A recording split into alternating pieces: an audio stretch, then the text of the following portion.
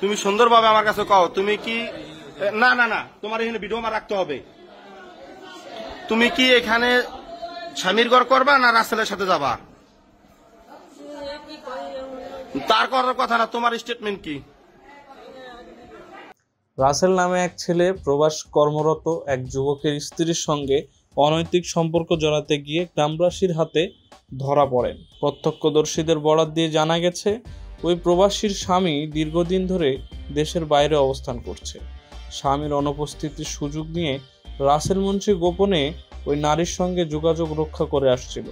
স্থানীয়দের সন্দেহ হলে তারা বিষয়টি নজরে রাখে।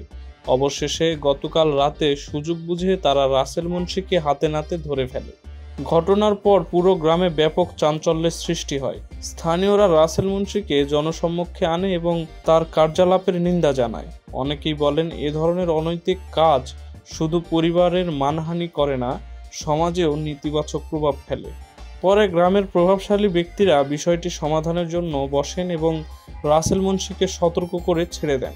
একই সঙ্গে প্রবাসীর স্ত্রীকেও সতর্ক করা হয় যাতে ভবিষ্যতে এই ধরনের ঘটনা আর না ঘটে। এই ঘটনার পর থেকে পুরো গ্রামে আলোচনা চলছে, আর স্থানীয়রা বলছেন এ ধরনের অনৈতিক সম্পর্ক রোধ করতে সমাজকেই আগে সচেতন করতে হবে।